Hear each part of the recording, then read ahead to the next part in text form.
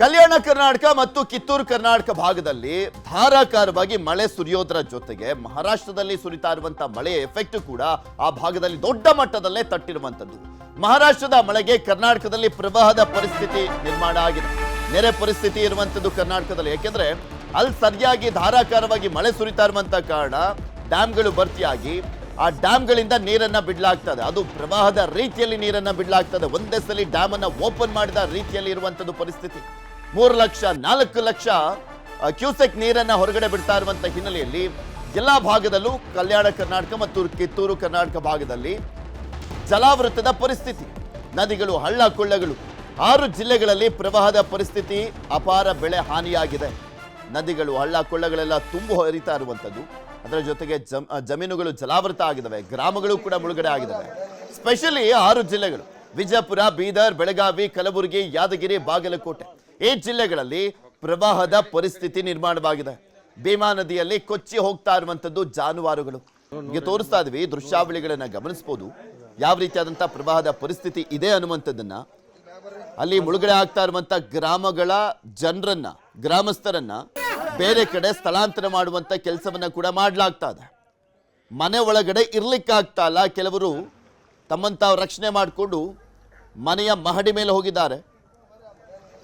ಗಮನಿಸ್ತಾ ಇದ್ದೀರಲ್ಲ ಹೇಗಿದೆ ಪರಿಸ್ಥಿತಿ ಅಂತ.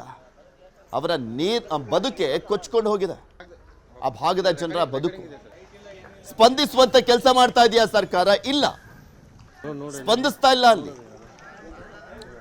ಎಷ್ಟು ಸಾಧ್ಯನೋ ಅಷ್ಟರ ಮಟ್ಟಿಗೆ ಜಿಲ್ಲಾಧಿಕಾರಿಗಳಿಂದ ಕ್ರಮಗಳನ್ನ ಕೈಗೊಳ್ಳಲಾಗ್ತಾ ಇದೆ. ಆದ್ರೆ ಅದಕ್ಕೆ ಒಂದು ವೇಗ ಬರಬೇಕು, ಎಲ್ರಿಗೂ ಸ್ಪಂದಿಸಬೇಕು ಅಂದ್ರೆ ರಾಜಕಾರಣಿಗಳು ಬಿಸಿ ಮುಟ್ಟಿಸದೆ ಹೋದ್ರೆ ಆಗೋದಿಲ್ಲ. ಆದ್ರೆ ಆ ಕೆಲಸವನ್ನ ರಾಜಕಾರಣಿಗಳು ಮಾಡ್ತಾ ಇಲ್ಲ. ನಿನ್ನೆ ಅಷ್ಟೇ ಮೀಟಿಂಗ್ ಅನ್ನ ಕರೆದು ಮುಖ್ಯಮಂತ್ರಿಗಳು ಖಡಕ್ ಸೂಚನೆಯನ್ನ ಕೊಟ್ಟಿದ್ದಾರಂತೆ.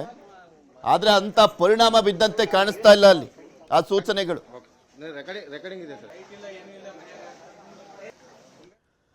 ಯಾದಗಿರಿಯಲ್ಲಿ ಭೀಮಾ ನದಿಯ ಪ್ರವಾಹ, ನಾಯ್ಕಲ್ ಗ್ರಾಮದಲ್ಲಿ ಮಳೆಯ ಅವಾಂತರ ಕೂಡ ಸೃಷ್ಟಿಯಾಗಿದೆ. ಒಂದ್ ಕಡೆ ಮಳೆ ಮತ್ತು ಒಂದ್ ಕಡೆ ಪ್ರವಾಹ, ಎರಡೂ ಕೂಡ ಹಿಂದೆ ಇಪ್ಪೆ ಮಾಡ್ತಾ ಇದೆ ಆ ಭಾಗದ ಜನರನ್ನ. ಸ್ಪೆಷಲಿ 6 ಜಿಲ್ಲೆಗಳ ಜನರು ಅಂತ ತೋರಿಸ್ತಾ ಇದ್ನಲ್ಲ, 6 ಜಿಲ್ಲೆಗಳಲ್ಲಿ ಇದೇ ಪರಿಸ್ಥಿತಿ ಇದೆ.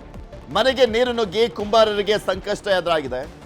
ಪ್ರವಾಹದಲ್ಲಿ ಮುಳುಗಿರುವಂಥದ್ದು ಹಣತೆ, ಮಡಿಕೆ, ಕುಂಬಾರರು ಮಾಡುವಂಥ ಹಣತೆ, ಮಡಿಕೆ ಅವೆಲ್ಲವೂ ಕೂಡ ನೀರಲ್ಲಿ ಮುಳುಗೋಗಿದೆ. ಮುಗ್ದೋಯ್ತು ಕತೆ. ಅದು ಹಣತೆ, ಮಡಿಕೆ ಅಲ್ಲ. ಅದಕ್ಕೆ ಹೇಳಿದ್ ನಾನು, ಜೀವನನೇ ಕೊಚ್ಕೊಂಡು ಹೋಗ್ತಾ ಇದೆ ಆ ಭಾಗದ ಜನರದ್ದು. ದಸರಾ, ದೀಪಾವಳಿಗೆ ಸಿದ್ಧಪಡಿಸಿದಂಥ ಹಣತೆ, ಮಡಿಕೆಗಳು 2 ತಿಂಗಳ ಹಸುಗೂಸಿನೊಂದಿಗೆ ಮಹಡಿ ಮೇಲೆ ಕುಳಿತಿರುವಂಥದ್ದು ತಾಯಿ. 2 ತಿಂಗಳು ಹಸುಗೂಸು, ಏನು ಮಾಡಂಗಿಲ್ಲ, ಅವ್ರ ಜೀವ ಉಳಿದ್ರೆ ಸಾಕು. ಸೊ ಹೀಗಾಗಿ ಪಾಪ ಮಹಡಿ ಮೇಲೆ ಹೋಗಿ ಕೂತ್ಕೊಂಡಿದ್ದಾರೆ. ಮಳೆ ನೀರು ನುಗ್ಗಿದ್ರಿಂದ ಕುಂಬಾರರ ಮನೆಗಳು ಜಲಾವೃತ ಆಗಿದ್ದಾವೆ.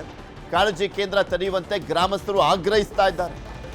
ನೋಡಿ, ಸರ್ಕಾರ ಎಷ್ಟು ಮಟ್ಟಿಗೆ ಬೇಜವಾಬ್ದಾರಿಯಿಂದ ಇದೆ ಅನ್ನೋದಕ್ಕೆ ಇದೇ ಸಾಕ್ಷಿ. ಅಲ್ಲಿ ನಿನ್ನೆ ಮೊನ್ನೆ ಸುರಿದಿರುವಂಥದ್ದಲ್ಲ, ನಿನ್ನೆ ಮೊನ್ನೆ ಪ್ರವಾಹ ಉಂಟಾಗಿರುವಂಥದ್ದಲ್ಲ, 1 ವಾರದಿಂದ ಹಿಂಗೆ ಇದೆ ಪರಿಸ್ಥಿತಿ. ಆದರೆ ಸ್ಪಂದಿಸಬೇಕಾದಂಥವ್ರು ಬೆಂಗಳೂರಿನಲ್ಲಿ ಗೂಟದ ಕಾರಲ್ಲಿ ಗೂಟ ಹೊಡ್ಕೊಂಡು ಕೂತ್ಕೊಂಡಿದ್ದಾರೆ, ಸ್ಪಂದಿಸ್ತಾ ಇಲ್ಲ ಅಲ್ಲಿ. ಅದೇ ಅಲ್ಲಿನ ಜನರ ಆಕ್ರೋಶಕ್ಕೆ ಕಾರಣ ಆಗಿರೋದು. ನೋಡಿ, ನಿಮಗೆ ತೋರಿಸ್ತಾ ಇದ್ದೀವಿ ಆ ದೃಶ್ಯಾವಳಿಗಳಲ್ಲಿ.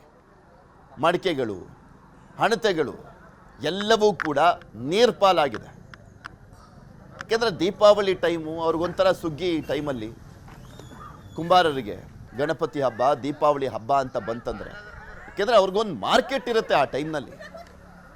ಅದಕ್ಕೆ ಸಾಕಷ್ಟು ಮಡಿಕೆಗಳನ್ನು, ಹಣತೆ ದೀಪಗಳನ್ನು ಮಾಡಿದ್ರು.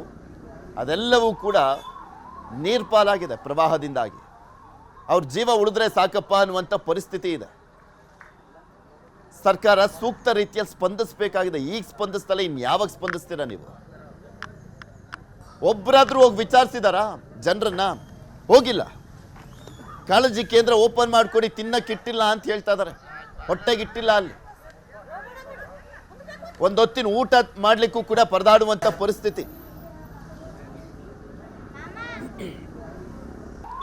ಪ್ರಮುಖವಾಗಿ 6 ಜಿಲ್ಲೆಗಳು, ಬೆಳಗಾವಿ ಗಡಿಗೆ ಹೊಂದ್ಕೊಂಡಿರುವಂತಹ 6 ಜಿಲ್ಲೆಗಳು.